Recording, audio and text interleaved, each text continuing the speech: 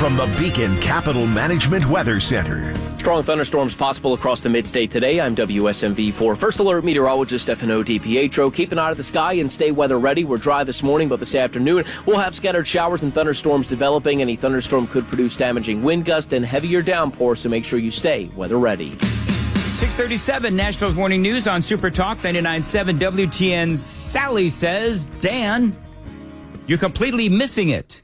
Elon only said Trump is on the list. He did not say Trump was a pedophile or engaged in the sexual activities. Elon simply said he is on the list. Well, I had to correct Sally. Oh. This is what Elon said. Time to drop the really big bomb. @real Donald Trump is in the Epstein files. This is the real reason they have not been made public. Have a nice day, DJT. That's what he said. That's what Elon said. Now, but he didn't say why he's in the files. Well, we already know that Trump flew on the Lolita Express. I mean, Trump has admitted that. Right. Trump has also fully admitted that he and Epstein, they were friends or acquaintances and, you know, all that. So I think that Elon, he's trying to imply something without actually saying it. Yes. But I think he knows his legal limits and that Trump will go after him if he says something that's not right. Absolutely. Well, let's see what our grassroots political analyst, Matthew Hurtt, has to say about all this. Hey, Matthew, how are you?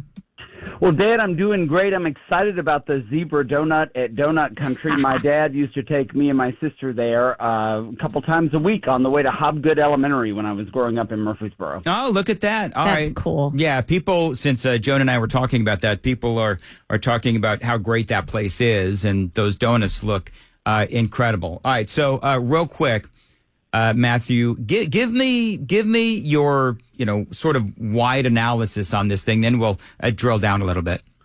Well, the conversation that you and Joan Jones just had is accurate. Elon Musk's tweets threaded the needle, and I often say on this program and many others, you have to read between the lines of what politicians say, and this is exactly the same in the Elon Musk tweet. But he said something else that's accurate. You can either have a big, ugly bill or a small, beautiful bill, and there's a lot of bad stuff. We've talked about this again over the last few weeks. The spending is really the big problem, the spending and codifying Doge cuts. And a couple of weeks ago, Donald Trump went after, again, Thomas Massie, the congressman from northern Kentucky, who seems to be the only Republican who actually wants to codify the cuts and cut spending in Washington.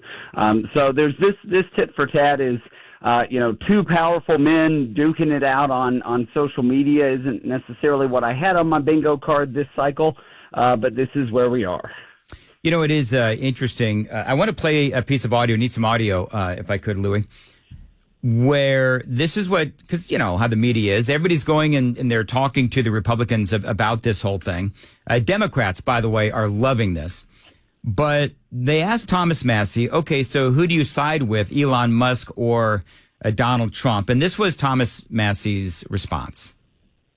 I trust the math from the guy that lands rockets backwards over the politician's math. So that is what Thomas Massie said. By the way, Rand Paul was on Newsmax last night, and I've got some audio from him as well. This is part of what Rand Paul had to say about the debt ceiling and what this, air quoting, big, beautiful bill will actually do. Well, I would call it the big, not yet beautiful, could be made prettier. Could do a little touch up to make it more acceptable. There's much about it I like. I mean, I like the tax cuts. I voted for the tax cuts in 2017. I'd like to make them permanent. I agree with Art Laffer that you can reduce tax rates and actually have more revenue. So I don't accept the CBO argument that the tax cuts will add to the debt. I am for spending cuts. I don't think there's sufficient spending cuts in there, but I will work to try to put more spending cuts in there, and I could vote for it if we get more spending cuts in there. But the one thing I can't support is the third part of the bill. That's increasing the debt ceiling $5 trillion. Part of this, Matthew, is that we just, and you and I have spoken about it, but you have two completely different versions of this bill that people are presenting. Donald Trump and Treasury Secretary Scott Bessent, they say it's going to lower the deficit. $1.7 trillion, whatever it is. It's going to lower the debt. It's going to lower the deficit. And you've got a lot of other folks that are saying it'll raise the debt and the deficit. And so I just think that people don't really know who to believe, and perhaps it's in how you run the numbers. But the bottom line is, my gauge is that both things can be true.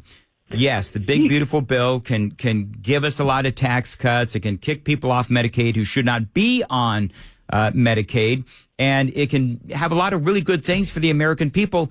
But the other part of that is that, yes, it is going to cost money. And we do have to deal with the fact that it is possibly going to raise the debt and the deficit. And there are cuts that need to be made. So two things can be true. It might raise the debt and the deficit, but it could also bring more money into our pockets. Go ahead. Well, Senator Paul is exactly right about CBO scoring. In Tennessee, they have a similar function called the fiscal note. By saying a tax cut costs or will add to the debt, that presumes that the government owns your money first. Right. That everything that you own every year is passed through the government, and then you get a little bit left over. So anytime somebody says a tax cut will add to the debt, it drives me absolutely insane, because it presumes the government is the primary pass through for your income. And so he's also right in Dr. Laffer down there in Nashville, yep, who says that tax cuts can actually generate more revenue. What they have to be coupled with is serious spending cuts. Oftentimes you see this 1.7 trillion number, and many others is that this is how much less spending there will be, usually over a decade. Anytime we've seen a bill over the last 15 or so years out of Congress pushed by Republicans, the overall cut tends to be a reduction in spending over about a 10-year period. There has to be serious cuts. Elon Musk did these in Doge in the first few months of the year, but those have to go through, because the way the system works is the House has to, the spending bills are generated in the House, and so they have to actually codify these things. Are there some of those in the big, beautiful bill? Sure. Is there enough? No. And in some places, like cuts to the Department of Education, the assumption is that those resources will be returned to the states. And there's even some question about whether or not that would be the case, because we have to pile on spending in other places. So I think many Republicans, and with a slim majority in the House, and certainly, as I've said a number of times, 25, 26 Republican senators who just refuse to make these cuts, it is so important for your listeners in Tennessee and people who are concerned about fiscal matters anywhere, to make sure Republicans are actually doing their job, because they're able to say, oh, yeah, we support Doge, and then we won't actually vote for the bill. So that's disappointing. Do you think the Republicans in Congress, do you think they're doing their jobs? Poll after poll says all of Congress is terrible, but my congressman is great. That is what most voters say. But you have to drill down into the votes, and many Republican congressmen will play this game through committee or on the floor, and then they'll say, well, I did my job, but really they didn't do their jobs. So I tend to trust people like Senator Rand Paul when it comes to both cutting taxes and cutting spending, and what he says tends to be, because he is for the most part loyal to principle, yes, tends to be what is pretty accurate. 6:45, time to check the roads on WTN. Jolton 24 westbound, single lanes at Whites Creek Pike due to road work. Watch for delays from Old Hickory Boulevard north. Napier 40 westbound at the ramp to 24 downtown. Exit 211. Accident's been moved to the shoulder. And Arrington 840 westbound, an accident before Horton Highway. I'm Christy O'Brien. 6:46. As far as your weather goes today, looks like we're going to have some scattered thunderstorms and rain. High of about 90. Saturday, chance of storms in 81. Sunday, possible storms and a high of 83. Appreciate you listening to Nashville's Morning News. Grassroots political analyst Matthew Hurtt is joining us on the Newsmaker hotline. One of the things that started all of this back and forth between Elon and Donald Trump yesterday was Elon dug up a whole bunch of old tweets from Donald Trump. And they're from the Obama years, 2011, 2013, and 2012. And just a couple of examples. Donald Trump tweeting out, we could use the balanced budget amendment. Politicians don't have the will to cut spending. Another one, again, at Obama. I cannot believe the Republicans are extending the debt ceiling. I am a Republican. I am embarrassed. Another one about the balanced budget amendment. They say the Republicans that Donald Trump tweeted out in 2012. This was on January 13th of 2012. The Republicans should not give Barack Obama the authority to raise the debt limit, another $1.2 trillion. So bottom line is Elon Musk, he pulled all these old tweets and he said, what happened to this guy? Meaning Donald Trump. So I don't know. What's your take on that? Donald Trump is a prolific tweeter. I'm on Twitter. Anybody who has tweeted, there is an effort, or you can historically hold someone accountable based on something they've said in the past, and especially if that is in writing, it's much easier to find. And Donald Trump was absolutely right in the Obama years, so he should be consistent and right in his own administration. And I think that is an opportunity. This is a guy who Americans elected to shake up the political system, to drain the swamp, and he has done so in many instances on immigration and with his cabinet selections and with his personnel picks in agencies and departments across the federal government. And this is, but this instance with a big beautiful bill and with spending increases, this is the most visual, the one that the American people see the most. They don't see all the great staff that Donald Trump and the administration have hired. They do see some of the immigration and crime issues that his administration is addressing, but this is the most prevalent and pervasive and visible aspect of draining the swamp. And Donald Trump has a tremendous opportunity to keep listening to people like Elon Musk on this.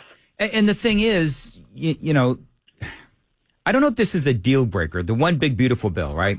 So even if it passes the Senate, and I don't know if it will, but to me, this is not a deal breaker with me and Donald Trump, because you're right. He's done a lot of great things, and I may disagree with him on some aspects of this bill, but it's nowhere near the catastrophe that we would be in if it was Joe Biden or Kamala Harris in the White House, or a House of Representatives that was majority Democrat, right? So I get it. The people are frustrated, but at the same time, this is not a deal breaker for me. Elon Musk, though, one of the things that he has tweeted out is, would you be supportive, and I don't have it in front of me, but something about being supportive of a third party that actually represents, you know, I think he said the 80% of the American people that are not, you know, really hardcore right or left. What do you think about that? Yeah, I saw that poll. I actually voted in that poll. We live in a first past the post, two-party winner-take-all system. The only third-party candidates who make it usually into elected office are people with their own personality, people like a Bernie Sanders. We rarely see success from third parties because our political system doesn't allow it. And so it is important, you know, you just mentioned it's easy to criticize Democrats when they're wrong on spending. It's harder for Republicans to criticize Republicans, but when Republican grassroots make those calls to members of Congress to say, do what you said you would do, it's like holding your own family accountable for something, and it is tougher. But at the end, when they're held accountable and they do the right thing, it is more meaningful. So I don't think we live in a system that allows us to break from the two-party thing that exists in Washington and in state capitals across the country. So it's up to Republican grassroots to call in, to email, to show up at events, and to hold individuals accountable. So Trump and Elon are supposed to have a conversation today. What do you think is going to happen here? Well, I think that ultimately there will be some success there. I think that, again, we're dealing with two powerful men with egos. Everybody in politics has an ego. You almost have to, and I hope to see an opportunity where they continue to work together. Again, I think a lot of the DOGE cuts at the beginning of this administration are what the American people wanted. That is a win. Donald Trump wants to win. he says, I'm not tired of winning yet, and I think that those two men working together on the issues that will make America stronger is incredibly important. I think they are so strong together, and a lot of people are sort of using this analogy or example, whatever, but it's like, your two best friends fighting, or your mom and dad fighting, that kind of a thing. And they have done such good work together that I hope that this, spat, fight, whatever it is that you want to call it, I hope that they're able to reconcile their differences between them, because they have done such good, and there's a lot more good to be done. So let's see how this whole thing does end. But Matthew, have a great weekend, and appreciate you joining us here on WTN 652 on Nashville's Morning News. And Joan Jones has the news coming up. Joan, what's up? Well, Dan, an interesting take on the Elon-Trump argument from a political analyst, and also some changes in the traffic patterns at the airport. We've got those stories and more coming up here at 7 o'clock on Super Talk 99.7 WTN. The Matt Murphy Show. What's the best way to deal with this? I'm compassionate for people who have been here for a long, long time, who came in illegally, who have done nothing else illegal outside of that initial act, who have been fooled by Democrats into believing that if they lay low, that they'll be forgiven. And I think there's some people in our communities that are here illegally that believe that. The Matt Murphy Show, today from 3 to 7 p.m. And streaming on the Super Talk 99.7 WTN app.